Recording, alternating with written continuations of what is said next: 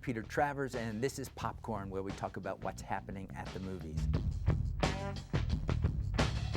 And a major happening right now is a comedy called Adventureland. One of the stars of the movie is Saturday Night Live's Bill Hader. You really got it going on there? You got it free! This is how we met. He'll be with us in just a minute to tell us what mischief he's up to in the movie. But right now, let's take a peek at Adventureland. This is James, and he's applying for a games job. Games? Oh, great. Good. Let's get you set up. Actually, Bobby, I prefer a rides job if it's still open. You look more like a games guy, plus I got out the games application. So, all right. Yeah, no, My name is Bobby. Okay, rules. No freebies, no free turns for your friends, no free upgrades, no free food. So just nothing is free here. Everybody has to pay for everything. And more importantly, working in games, no one ever wins a giant panda. We don't have that many left. Cool. Can you give me a t-shirt, please? Here, I have a resume. I don't know if you still want to take a look at it. James, am I pronouncing that right? James? James? Yeah. Okay, by accepting this t-shirt, you are... Hired. Well, usually more of a ceremonial thing. Bill Hader, welcome to the show. Great to have you. Thank you very much. Thank you. We all know you from Saturday Night Live. We know that you're the man of many faces and voices and everything. And yet, in Adventureland, you are confined Yes, to totally. one face. To one face. Character. Yes. To one voice. To one mustache. Yes. Did this make you crazy, or were you happy with it? Oh, no, it was great. I enjoyed it. Greg Mottola, who directed the movie, I'd worked with him before on Superbad and stuff like that. We know that movie, yeah, yes. He did. He's a great director, and, he's one of those guys that definitely, even though this movie's like his life story and everything, you think, oh, he can be really precious with it, or like, that's not the way the guy sounded, he looked like this or whatever. He's not at all like that. He flew Kristen Wiig and I down, and we sat there, and he was like, what do you guys want to do? Like, what do you want to, who do you think these people are, and all that stuff. Well, so, some people do, some directors do that, and then they listen to you and say, no. Then they go, yeah, that's not how they are. And then you go, oh, why don't you just tell me the thing that you want?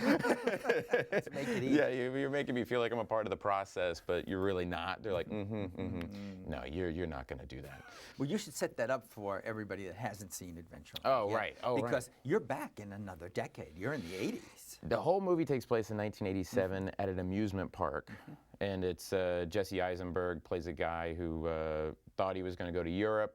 Now he can't because of financial reasons. And so he has to get a job at an amusement park for the summer. And me and Kristen Wiig play Bobby and Paulette, who run the amusement park. And we're kind of repressed, I would say. I don't know. We're a little bit repressed. But we're a good team. That was the thing that Greg liked about it. Like, we would do it a couple of ways, and he would kind of watch us and goes, I like the kind of quiet, weird, repressed, like, these guys probably swing. That was what he said. And he goes, you guys probably swing. And then, like, walked away. We were like, okay. And you weren't going for repressed. What are you talking about? Yeah. I was like, all right, okay, I get it. The last movie that I saw you in, Tropic Thunder. Oh, yeah. You got to watch Tom Cruise wear some strange prosthetics and dance. And do all that. And, Yeah. as you sort of were told that a nutless monkey could do your job. Yes, which now I have people coming up to me on the street and going, hey, nutless monkey could do your job. And I'm like, oh, that's good. I'm like with my in-laws. And I'm Thank you for that, yeah. It's a movie I did. Don't cry. It's okay. That experience was amazing. That was like one of those things where I remember going into the Ben Stiller's office and seeing the cast pictures, and then just seeing, it was like a picture of Tom Cruise, like, from Mission Impossible 3, but they had made him bald and gave the Les Grossman look, and I was like, Tom Cruise is going to be in this movie? And Ben was like, yes, and all of your scenes are with him. And I was like, oh my gosh.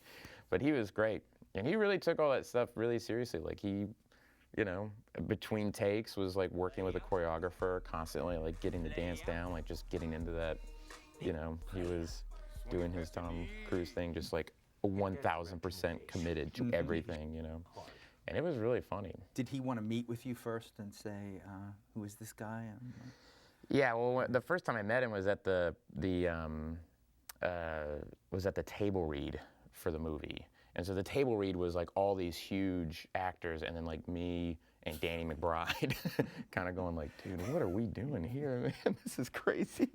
And Tom Cruise came in, and everybody was like, oh man, this is, you know, Tom Cruise. And he sat down next to me, and I think he had been briefed on who I was. I think someone had said like, you might be working with those guys. So he was looking at me, and he's like, he's trying to figure out who I was. And he was like, I really, I like your work. And I was like, oh, thank you. I like your work, Tom Cruise. I've seen a couple of your films, yeah. But I said, I go, yeah, I know Judd Apatow and Seth Rogen. They went to your house. He was like, they did come to my house, yes. And I was like, yeah. And he's like trying to figure out who I am. I go, yeah. And Seth was like, it's amazing. He has like a motorcycle track in his backyard. It's like the craziest thing. And I did the Seth Rogen impression, and like it was like I did a magic trick. Like he was like, like he thought that was so great.